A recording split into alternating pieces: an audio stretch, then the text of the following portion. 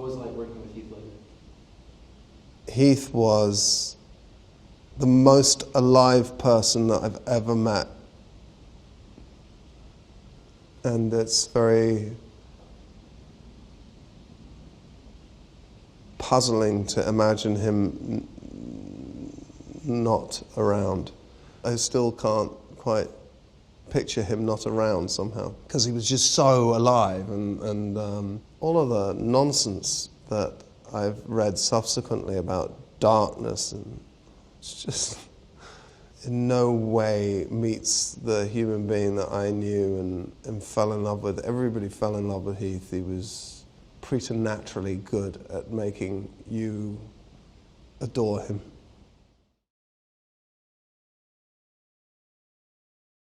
That was like quite an, it felt like a spiritual experience, a spiritual journey in a way, We were gone to this absolutely isolated place in the middle of nowhere in Morocco and trying to bring this film together. And there was like a number of windstorms that were happening regularly. We were losing tent and people were getting hurt. And it was just a tough film to make. The journey itself felt spiritual because we were just in the middle of nowhere and it was just us and the film. And so if it really a strange experience. It was wonderful to work with him.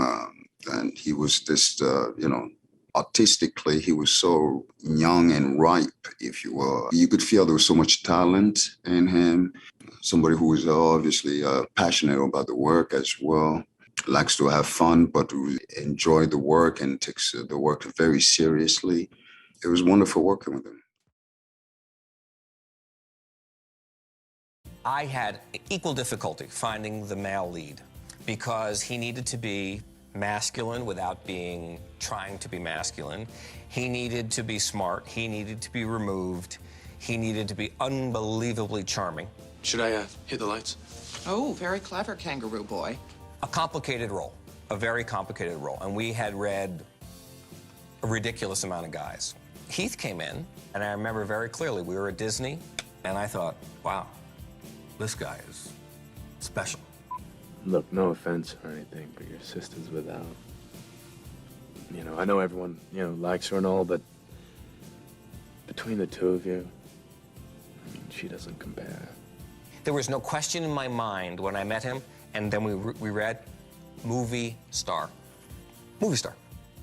Andrew had us meet with him to hear his accent, to get the rhythm down in case we needed to change any of the dialogue. And so we were supposed to meet him for coffee or something at, 8 o'clock at night, and we ended up hanging out with him for about 7, 8 hours. He was just this incredibly funny, charming, he was 18 at the time, and we just were just like, we can't get enough of this kid. Like, tell us more, tell us more, tell us another story from Perth. Like, he was just magnetic. Heath's not from around here, and it's hard to control him. You're not as vile as I thought you were.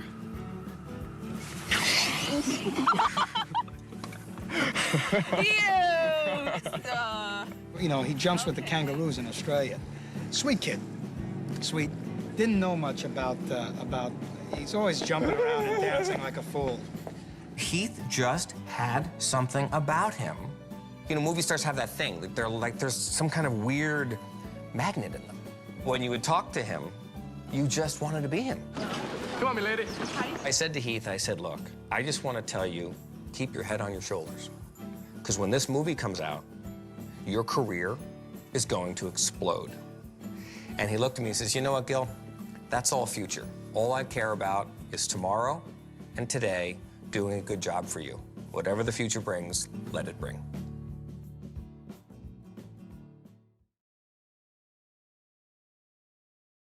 You're in one of my favorite movies, 10 Things I Hate About You, and I know we just had a trailer for a Heath Ledger documentary come out. Do you have a favorite memory from working with him on that movie? They spoofed that on SNL. Well, a lot of great memories from both working with him and even spending the year after we finished filming 10 Things, where both of us barely worked and we just hung out every day.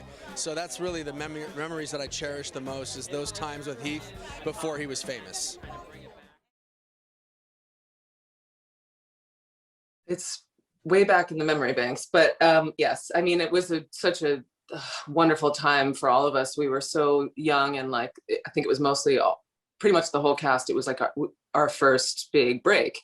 And we just had so much fun together, and everyone was open-hearted and, you know, not jaded. And it was really an exciting time. Yeah, the casting director, Marcia Cross, said that out of everyone's chemistry, you and Heath were just next level.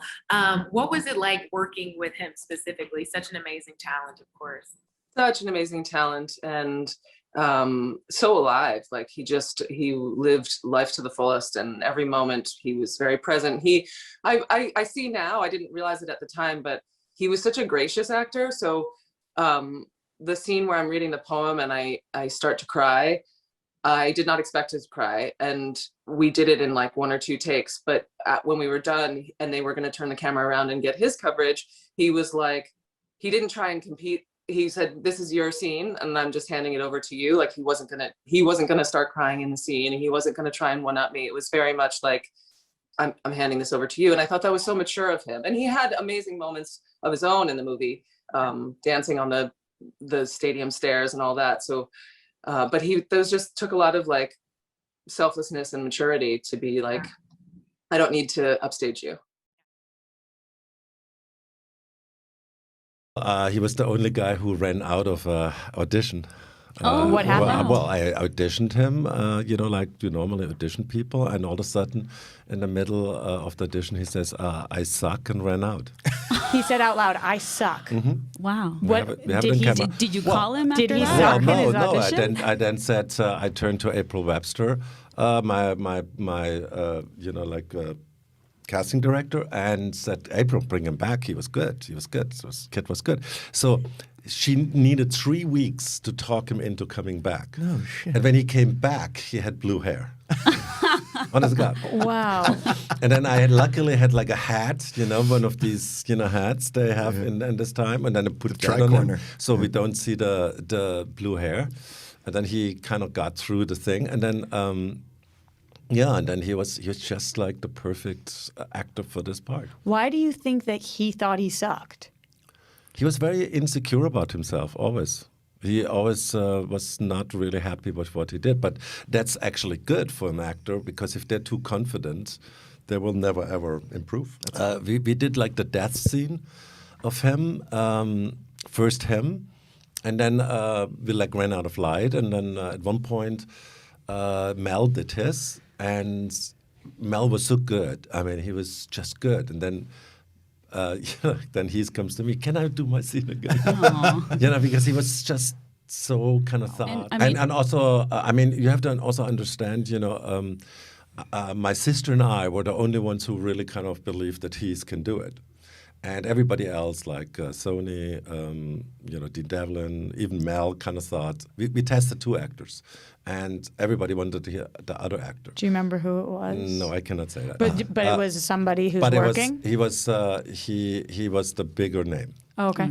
And so I kind of like had to call Mel and saying, "Look, I like the other guy better. I like Heath better." And then he says, "Well, you're the director," and hangs up on me. And I said to everybody, "Okay."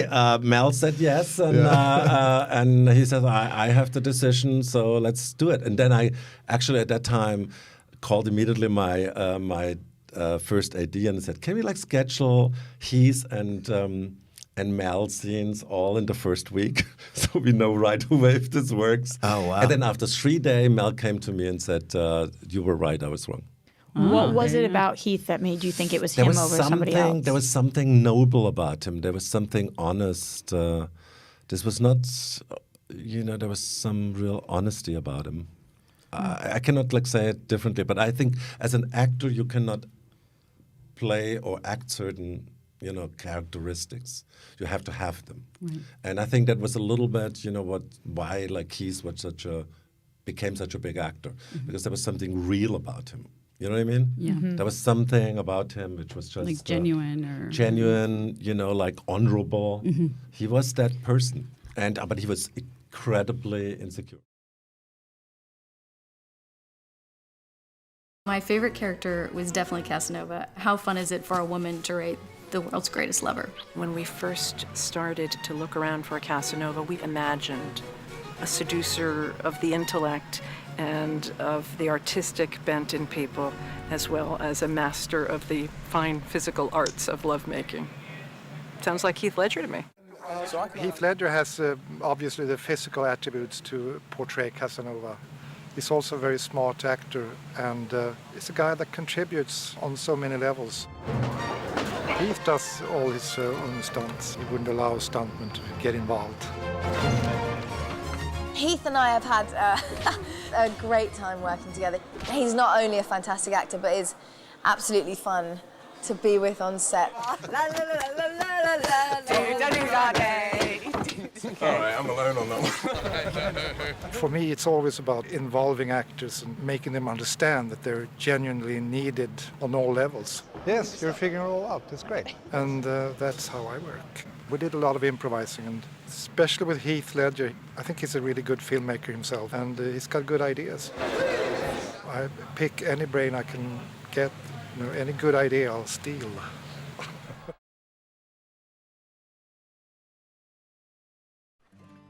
You know, the relationship, I think, between me and Heath while we were making this movie was something that was based on a profound love for a lot of people that we knew and were raised by in our lives, and a deep respect for their love and their relationship. I mean, one of the things I really remember about the process after the movie came out was Heath never wanting to make a joke, even as I think culturally there were many jokes being made about the movie or poking fun at and things like that. And his consummate devotion to how serious and important the relationship between these two characters was. It showed me, I think, how devoted he was as an actor and how devoted he was, and we both were, to the story in the movie. And for us, the experience of the movie, I can say, was a really deep and fun one. We spent 3 weeks shooting, waking up in the morning, making everyone coffee, and then eating a little breakfast and walking to work. It's a technique of movie making that I wish we did more of, where we all just powwowed and lived together in a space. There's so much to say about this movie. There's even more for me to say about my experience of it. There's even more for me to say about the reaction to it and what it meant and what happens when you realize, as a performer in particular, that something has nothing to do with you. That it is, a story has the power beyond anything that you think you have control over or part of. The story is the power. And when it goes out into the world, it becomes everyone else's. And so you have a short time with it, and that's my job and my honor to do, and then it is everyone else's, and it is no longer mine.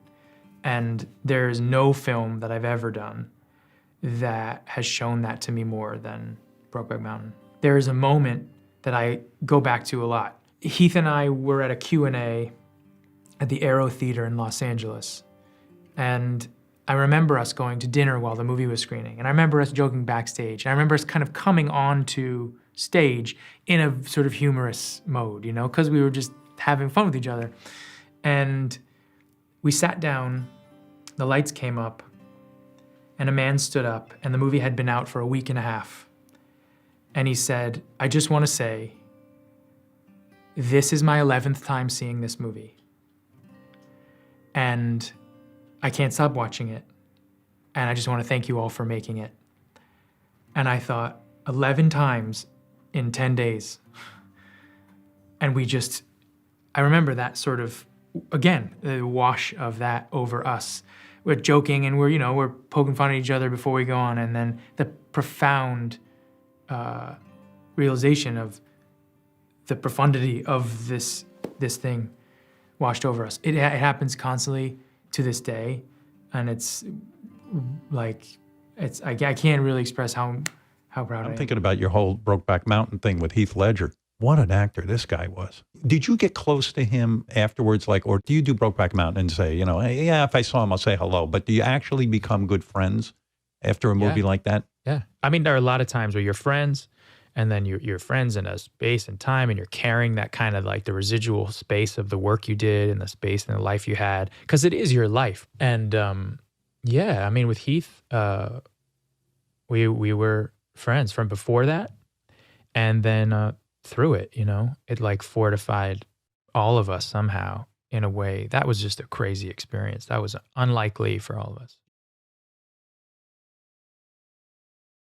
What was making Brokeback Mountain like? Well, that was happy. That was happy at work. For a reason we both understand. Mm-hmm. Yeah. You fell in love on that movie. I did. I did. Maybe that's the secret. It's unforgettable. Yeah, for me too. For me too. Thankfully. I hope not to forget it. Do you understand why people are so curious? About your tragedy, the tragedy that happened to you. Do I understand? Sure. Yeah, I do.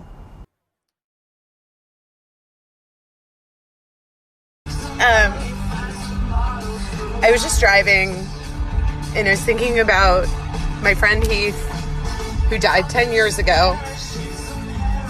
And this song came on, Time to Pretend, which came out after he had passed away. And I remember when it came out because I thought it made me think of him. Like I just thought he would have liked this song, you know? And for some reason, every time I hear this song, I was just, it's weird. That's all.